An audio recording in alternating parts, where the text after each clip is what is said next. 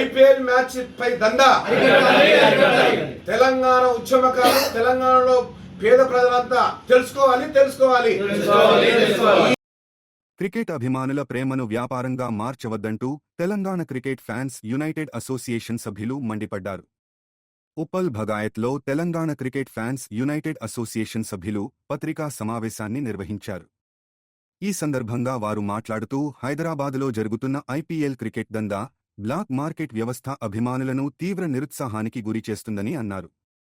అదేవిధంగా తెలంగాణ క్రీడాకారుల పట్ల జరుగుతున్న నిర్లక్ష్యంపైన కూడా తీవ్ర ఆగ్రహం వ్యక్తం చేస్తున్నామన్నారు.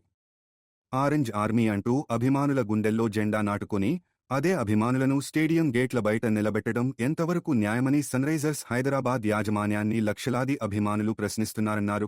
ఒక దళిత మిత్రుడు మే 15వ తేదీన కుల సంఘాలు, ప్రజా సంఘాలు, జేఏసీ నాయకులు కలిసి ఎస్ఆర్హెచ్ ఇన్ఛార్జి అయిన జెమినీ కిరణ్ని ఈ క్రికెట్ టికెట్ల దందాపై ప్రశ్నించడానికి వెళ్లినప్పుడు అతని అనుచరులు భౌతిక దాడికి దిగి జూబ్లీహిల్స్ పోలీస్ స్టేషన్లో అతనిపై కేసు నమోదు చేయడం జరిగింది.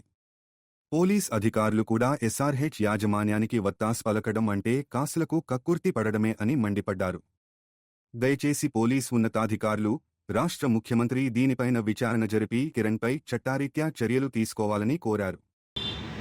ఈ మ్యాచ్ వల్ల ఎంతమంది నష్టపోతున్నారు, టికెట్లు ఎక్కడ పోతున్నాయని చెప్పేసి గగ్గోలు పెట్టేసి స్టేడియం నుంచి మొదలుకుంటే మాలాంటి ఆఫీసులలో కూడా ప్రెస్ మీట్ పెట్టేసి ఆట ఎవరిది, డబ్బులు ఎవరి, ఆటగాళ్ళు ఎవరు, డబ్బులు ఎవరి, అసలు స్టేడియం ఎవరిది, ఇందులో దందా చేసే వాళ్ళు ఎవరు అనేది లెక్క తేల్చవలసిన పరిస్థితి రాష్ట్ర ప్రభుత్వంపై ఉంది.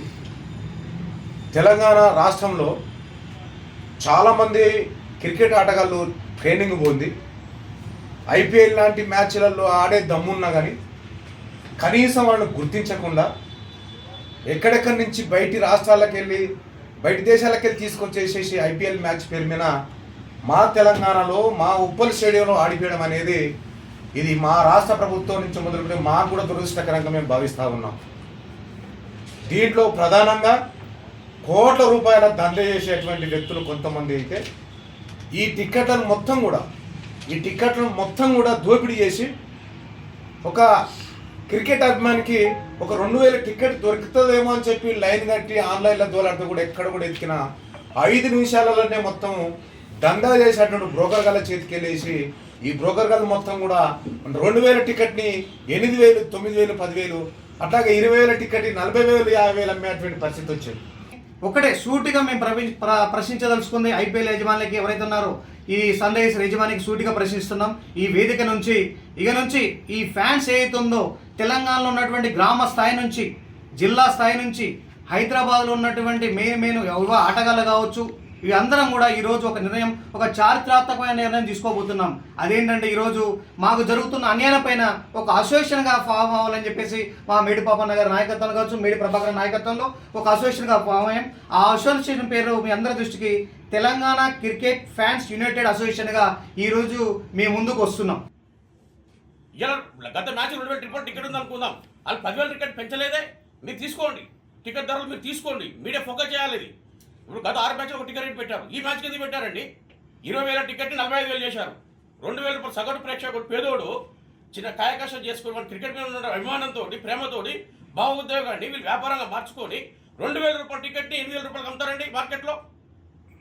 నువ్వు టికెట్లన్నీ నువ్వు ఒక డిస్ట్రిక్ట్ యాప్ ద్వారా పెట్టావు, ఎన్ని టికెట్లు విన్నావు, దానికి ఒక బార్ కోడ్స్ ఉంటాయి కదా, అది మీరు భారతదేశం పోలీసులు చెక్ చేయాలి. ఇప్పుడు స్టేడియంలోకి ప్రేక్షకులు ఎంటర్ అవుతున్నారు, మీరు డిస్ట్రిక్ట్ యాప్ ద్వారా ఏ కోడ్ ద్వారా మీరు టికెట్లు, వీళ్ళు వచ్చేటోళ్ళు ఏ కోడ్ ద్వారా వస్తున్నారు, మీరు చేయండి. ఆ సైబర్ సెల్ ద్వారా ఎన్ని కేసులు నమోదు చేసి ఎస్ఆర్హెచ్ యజమాని మీకు చిత్తశుద్ధి ఉంటే